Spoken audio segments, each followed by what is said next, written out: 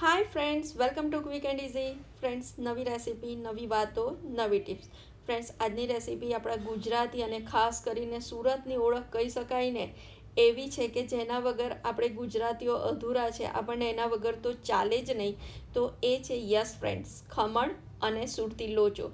Friends, સુરતનું નામ પડે અને ખમણ અને લોચો ના યાદ આવે એ ઇમ્પોસિબલ છે.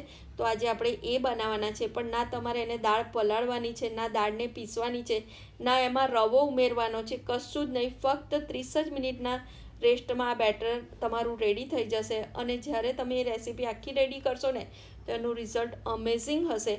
એની સાથે હું ગ્રીન ચટણી પણ તમને બનાવીને બતાવીશ, પ્લસ એક ડ્રાય મસાલો જે આપણે રેડ ઉપર ભભરાવે છે લોચા ઉપર એ પણ બતાવીશ, અને ખમણ સાથે જે ચણાના લોટની ચટણી છે એ પણ. એટલે મતલબ આ આપણા વિડીયોમાં આપણે 5 રેસીપી શીખવાના છે: ખમણ, લોચો, ગ્રીન ચટણી, રેડ પાવડર અને ખમણની ચટણી, યલો ચટણી. તો એ બધું જ બનતા થોડી વાર લાગશે, એટલે વિડીયો થોડોક લાંબો છે, પણ જ્યારે રિઝલ્ટ અમેઝિંગ હોય તો થોડી વાર તો લાગે. અને ચલો આપણે રેસીપી સ્ટાર્ટ કરવા કિચનમાં જઈએ. ફ્રેન્ડ્સ, તો એના માટે સૌથી પહેલાં આપણે આ 500 ml મેં છાશ લીધી છે. એ છાશ ભલે રૂમ ટેમ્પરેચરની હોય, પણ તમારે એનાથી બેટર નથી બનાવવાનું. એને આવી રીતે હુંફાળી ગરમ કરવાની છે, એકદમ ઉકાળવાની નથી, ફક્ત તમે આંગળીથી અડકી શકો એવી રીતે. બસ. હવે આ મેં અડધી વાટકી પૌવા લીધા છે, એનો તમારે પાવડર બનાવી દેવાનો છે. અને આ છે 250 ગ્રામ કકરો મગજનો લોટ જે આપણે હોય છે એ લઈ અને એમાં તમારે આ પૌવા જે આપણે પાવડર કર્યા ને એ અંદર ઉમેરી દેવાના. એની સાથે જ 1 ચમચી હળદર પણ ઉમેરી દેવાની. જો તમે પાછળથી ઉમેરશો ઈનો સાથે તો તમારું બેટર રેડ થઈ જશે, એટલે ખમણ અને લોચો રેડ થશે. એવું ના થાય એટલે. હવે આપણે આ વામ છાશ ઉમેરી, એટલે હુંફાળી છાશ ઉમેરી અને એને તમારે એનું ખીરું બનાવી દેવાનું છે. અને ખીરું બનાવતા જો તમને ઘટે ને તો તમારે એમાં પાણી ઉમેરવાનું છે, પણ એ પણ રૂમ ટેમ્પરેચરવાળું નહીં, હુંફાળું જ. આમાં કોઈ વસ્તુ તમારે રૂમ ટેમ્પરેચર કે ઠંડી નહીં, હુંફાળી જ ઉમેરવાની છે. અને બીજું કે ખીરું તમારે આવું ઢીલું જ રાખવાનું. તમારે એવું નથી વિચારવાનું કે હું પાછળથી છાશ કે પાણી ઉમેરીશ, ના. બસ હવે હલાવીને એને 30 મિનિટ માટે રેસ્ટ આપો. એ રેસ્ટ થાય ને ત્યાં સુધી આપણે આ ડ્રાય મસાલો રેડી કરીએ. મસાલા માટે ફ્રેન્ડ્સ, જીરું, આ કાશ્મીરી લાલ મરચું, મરી પાવડર, મીઠું સ્વાદ પ્રમાણે, સંચળ, અને એ બધું જ તમારે મિક્સ કરી લેવાનું છે. અને પછી એને ગ્રાઇન્ડ કરી લેવાનું છે. ફ્રેન્ડ્સ, એના મેઝરમેન્ટ મેં ડિસ્ક્રિપ્શનમાં આપ્યું છે, એટલે આ તમે પીસી લેશો ને એટલે તમારો ડ્રાય મસાલો રેડી થઈ જશે રેડ. હવે એ જ રીતે આપણે ગ્રીન ચટણી રેડી કરી દઈએ. તો મેં 1 વાટકી આ લીલા ધાણા લીધા છે, એમાં 3 થી 4 અથવા તો તમને તીખું જેટલું ગમે એટલું એ લીલા મરચાં ઉમેરી અને એ બધું ધોઈને મિક્સરમાં એડ કરી દેવાનું છે. હવે મિક્સરમાં નાખ્યા પછી એમાં 2 ટેબલસ્પૂન જેટલી આપણી મોળી સેવ આવે ને એ, અથવા ગાંઠિયા અથવા પાપડી જે તમારી પાસે હોય એ તમારે નાખવાનું છે. 2 ચમચી જેટલી ખાંડ નાખવાની છે, સ્વાદ પ્રમાણે મીઠું નાખવાનું છે, અને 1 ટેબલસ્પૂન મોટો લીંબુનો રસ નાખવાનો છે, અને 1 ચમચી તેલથી સ્મૂથનેસ આવે એટલે. હવે એ નાખી અને તમારે ગ્રાઇન્ડ કરવાની. જો એકદમ સરસ ચટણી રેડી થઈ ગઈ, થોડું પાણી એડ કરવાનું કન્સિસ્ટન્સી માટે. હવે આ 4 થી 5 લીલા મરચાં અને આદું, આ બંનેને પણ આપણે ક્રશ કરીને સાઈડ ઉપર રાખી દઈશું, આપણે બેટરમાં નાખવા. હવે આપણે આ ખમણની ચટણી રેડી કરીએ. તો 2 ટેબલસ્પૂન દહીં એમાં ઉમેરવાનું છે. એની અંદર તમારે 2 ચમચી ખાંડ ઉમેરવાની છે. એની અંદર 2 ચમચી લીલા મરચાં, 2 એ રીતે યાદ રાખજો. અને 1 ટેબલસ્પૂન આ ચણાનો લોટ ઉમેરવાનો છે.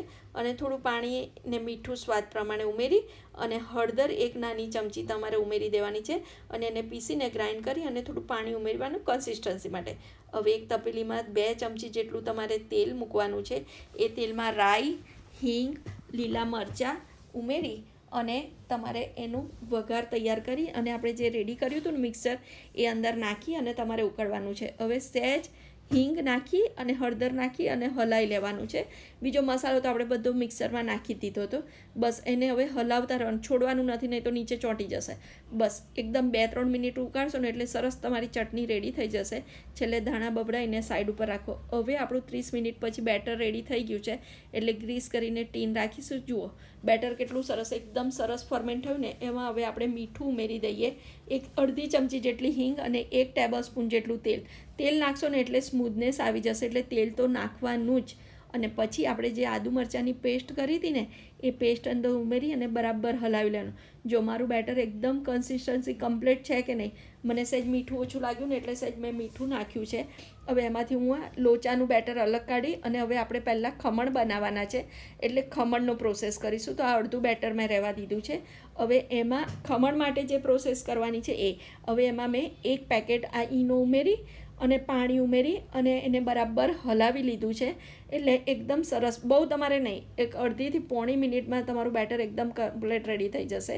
એને આવી રીતે ટીનમાં પોર કરી દેવાનું છે. મેં સ્ટીમર પણ રેડી સાઈડ ઉપર કરી દીધું છે એટલે ફટાફટ આપણે અંદર થાળી મૂકી દેવાશે.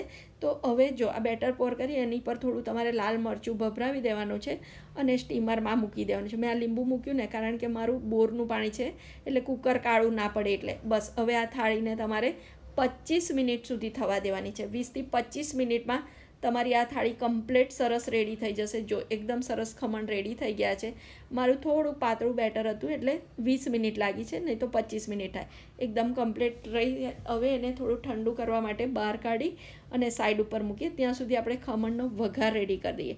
તો એના માટે મેં 2 ચમચી તેલ રેડ્યું છે. એમાં રાઈ, હિંગ, લીલા મરચાં અને છેલ્લે થોડા આપણે તલ ઉમેરીશું. એ તલ ઉમેરીને આપણો વઘાર રેડી થઈ ગયો છે.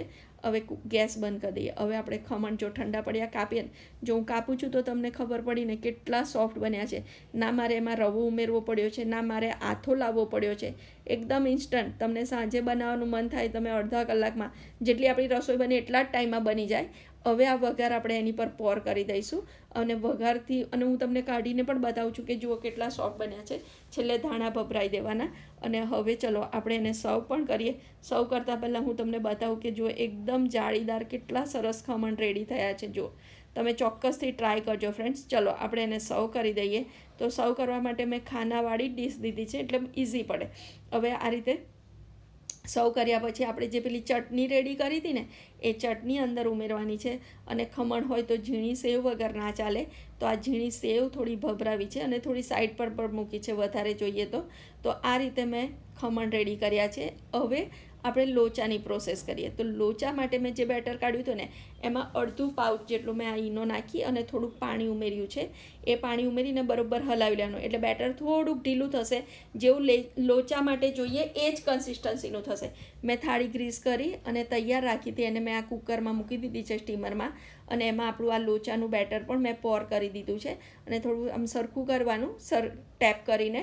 અને એની ઉપર પણ મેં લાલ મરચું ભભરાવ્યું છે. તમને લાલ મરચું ના નાખવું હોય તો ઓપ્શનલ છે, પણ સરસ લાગે છે એટલે. હવે એને ફક્ત તમારે 10 મિનિટ જ સ્ટીમ કરવાનું છે. હવે 10 મિનિટ થઈ ગઈ. જુઓ આપણું લોચો પણ કેટલો સરસ રેડી થઈ ગયો છે, એકદમ કમ્પ્લીટ. હવે એને બહાર કાઢી અને 2 મિનિટ એને ઠંડો પડવા દઈએ. ફ્રેન્ડ એની પર તમારે તેલ ચોપડી દેવાનું છે એટલે કે ઉપરનું લેયર હાર્ડ ના થઈ જાય. હવે લોચાના જે આ 4 યાર છે ને, ડુંગળી, લાલ મસાલો, સેવ અને લીલી ચટણી, તો આપણે એની સાથે લોચો સર્વ કરીએ. તો ચલો આપણે સર્વ કરવા માટે જુઓ લોચો કેટલો સરસ બન્યો છે ફ્રેન્ડ્સ. એકદમ કમ્પ્લીટ બનશે. તમે 30 મિનિટની મહેનત પછીનું રિઝલ્ટ બહુ અમેઝિંગ આવશે. તો તમે આ ચોક્કસથી ટ્રાય કરજો. હવે એની પર આપણે તેલ ભભરાઈએ. આપણો જે લાલ મસાલો રેડી કર્યો હતો એ ભભરાવાનો છે. એની ઉપર આપણે ઝીણી સેવ ભભરાવીશું. એની ઉપર આપણે જે લીલી ચટણી રેડી કરી હતી એ રેડીશું. અને સૌથી છેલ્લે ડુંગળી, તેલ અને સેવ ફરી એકવાર સહેજ મૂકી દઈશું. અને આ લીલા ધાણા છે જે ઓપ્શનલ છે. બસ તમારો આખું લોચાની થાળી રેડી થઈ ગઈ છે. એને મેં સેવ, ડુંગળી અને લીલી ચટણી સાથે સર્વ કરી છે. ફ્રેન્ડ્સ હું તમને એ પણ બતાવું છું કે જુઓ કેટલો સોફ્ટ બન્યો છે અને એકદમ સરસ લોચો છે. તો તમે આ રેસીપી ચોક્કસથી ટ્રાય કરજો. તો મારો લોચો પણ રેડી છે અને ખમણ પણ રેડી છે ફ્રેન્ડ્સ. તો આ રેસીપી તમે ચોક્કસથી ટ્રાય કરજો. તમારા ફ્રેન્ડ સાથે શેર કરજો. અને જો તમને મારી ચેનલ ગમતી હોય ને તો મારી ચેનલને સબસ્ક્રાઈબ કરજો અને સપોર્ટ કરજો. Thank you for watching.